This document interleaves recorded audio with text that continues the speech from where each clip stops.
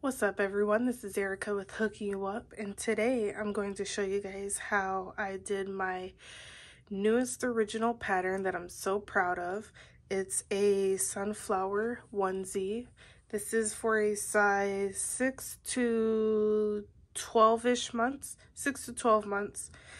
Yeah, stretchy. I could have weaved in my ends a little better, but you get it. And then I made some ruffles on the side. The ruffles are optional. You can always put on shorts for them and it'd be super cute.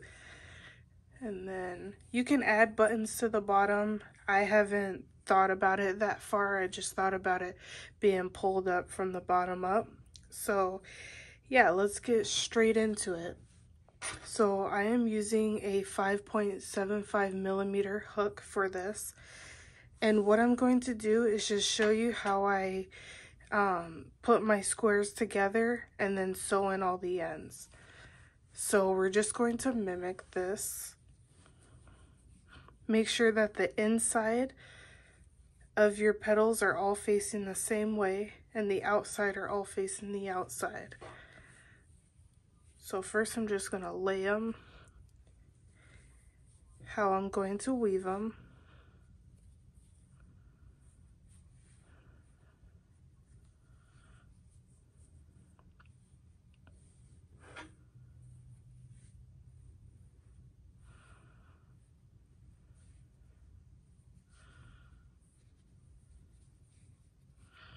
So this is going to be a total of 14 squares. 2, 4, 6, 8, 10, 12, 14. Yes.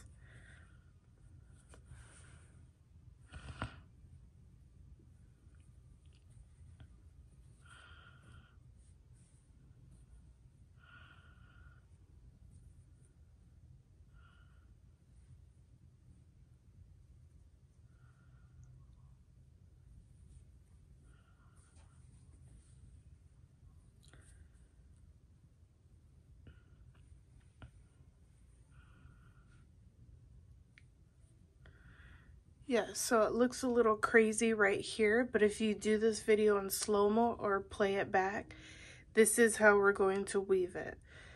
So you have 4 on the top, 2 in the middle, 2 on the side, 2 on the corners connecting, and 2 on the bottom, the diaper area. If it's easier for you to just mimic the already finished piece, you can do that. So we're gonna go ahead and sew in all our corners. This is pretty self-explanatory. You'll just take each string and sew in the sides. You can do all one side first and then flip it over and do the back. I just want to stress to make sure that the outsides are all facing the outside and the inside are all facing the inside. For these sides, don't be confused. You're going to sew these sides, and then this side is going to be sewn on that side, just like that. So one side would be right here, one side will be right here. So you're going to carefully sew all your sides together. Then I'm going to show you how to do the ruffles, how I sewed in the bottom so it's not as pointy, and then you're just going to slip stitch. You're just going to slip stitch the top. You can add a little bit of a strap if you want, like a chain 3. I did that and I didn't really like how it fit, so for the baby model that I'm using. So yeah, let's go ahead and get this going.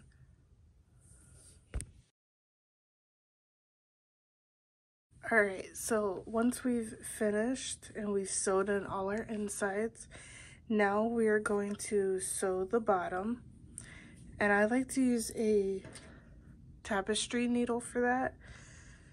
So what we're going to do is just stick our tapestry needle in, and then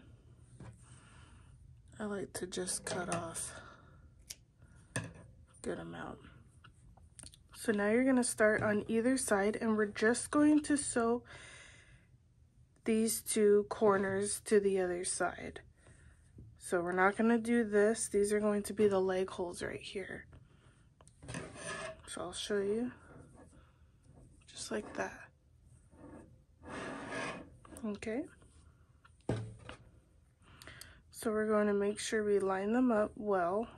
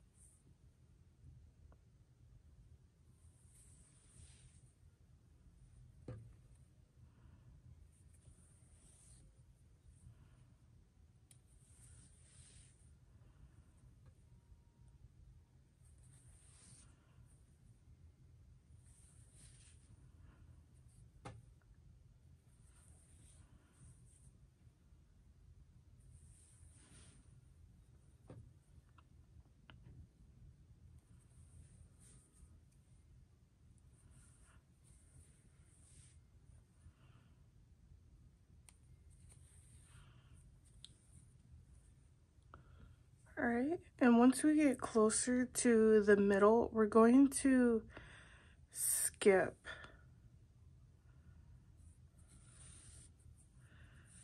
This is going to get rid of that pokey top. That way it's not as pointy at the bottom. And then we're going to continue sewing down the side. Alright, so once we have our bottom sewed together, now what I did with this first one is I just did a I slip stitched in every stitch around before I sewed the two tops. So we're going to go ahead and do that. I started on the sides like I usually do.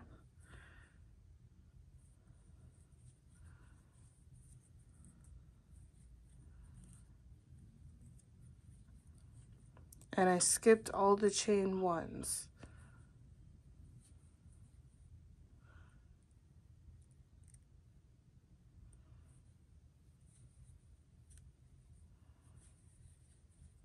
And I did that in every stitch around until I reached back to where I started. So you're gonna go down in the middle. I usually put one slip stitch in the middle right here, on the sides, and also on that side. I only do one slip stitch. That keeps it nice and together, as you can see in this one. Just one slip stitch. So I'm gonna go ahead and go down all the sides until I meet back right here.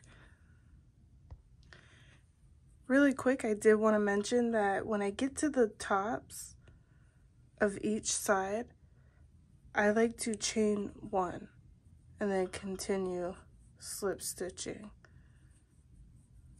That just keeps it with a little point at the top.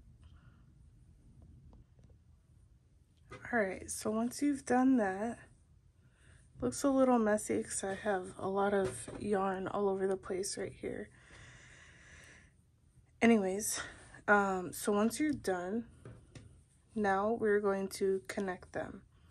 And the reason I didn't make a strap is because it would be way too long and have too much cleavage showing on the baby. You can add more rows if you want more cleavage. This helps it keep it nice and tight at the top,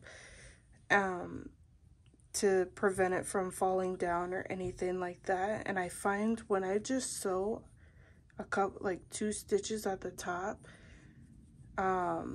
without chaining one for straps, it actually works best. So I already have 2 strings here from when I was sewing, so I'm just going to make sure they're lined up neatly, and I'm going to use my tapestry needle to just sew through 2 of the stitches on each side.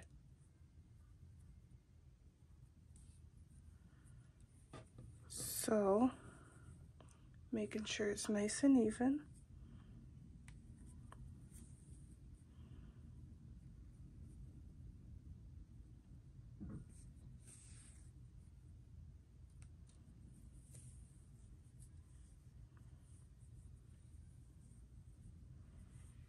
Because you want to make sure there's enough room for some armholes.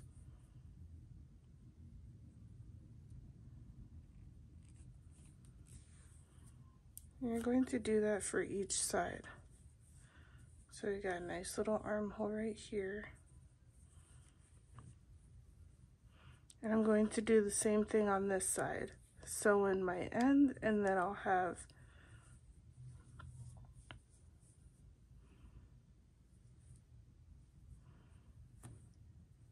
nice little armhole.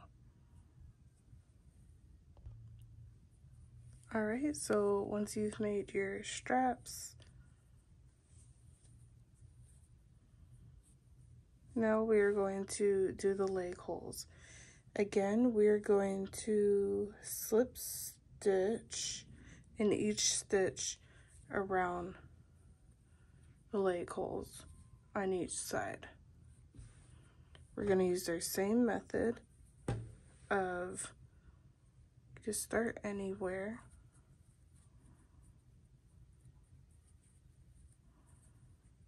And we're going to skip the chain ones.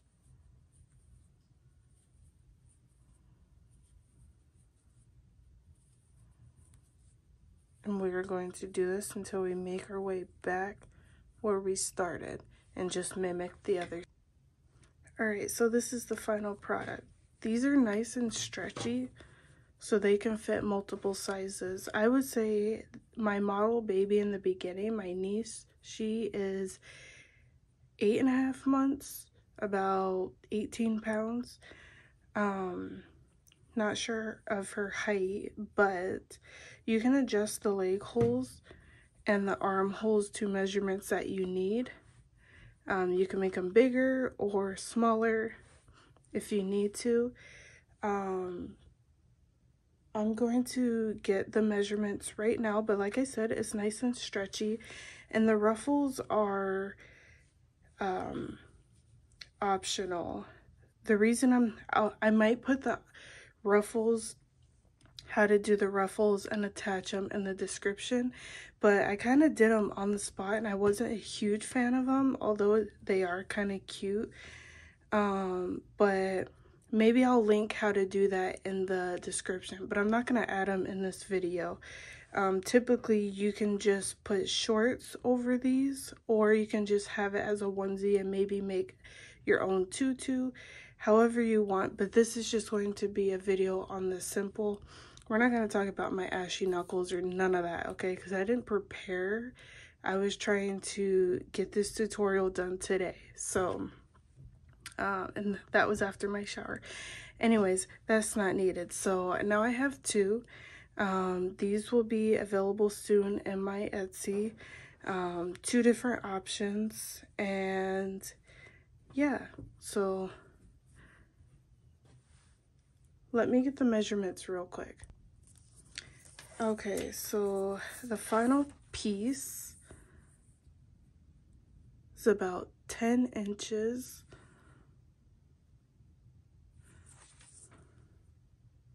And like I said, it stretches to fit. That's the best part about crochet. So yeah, I would suggest this is about 6 months to 12 months because all babies are different sizes, and because this can fluctuate in size because of the stretchiness, it can fit multiple sizes. So it can not stretch and fit perfectly on a 6 month, and then it can also stretch and fit a 12 month old baby. So that's why I decided to keep a total of 14 squares for this specific pattern. Maybe in the future when I have time, I'll tweak it and make other sizes, but this size will be specifically 6 months to 12 months. Yeah, so I hope you guys enjoyed this video. Once you get the granny squares down, this is pretty easy to complete and whips up fairly quick. So yeah, thank you guys so much for tuning in. I know it's been a long time coming, but I have several awesome videos I want to put out. I'm just trying to make the time for that. So yeah, thank you guys so much for tuning in. Please leave all comments and questions in the description below. Let's talk about it. I would love to see your guys' finished makes over on Instagram. Please tag me if you guys decide to sell this pattern. Please have me in the description as the original pattern creator. And yeah, give this video a thumbs up. Don't forget to subscribe. It's free and it will help me out. And I will see you guys in the next video. Peace.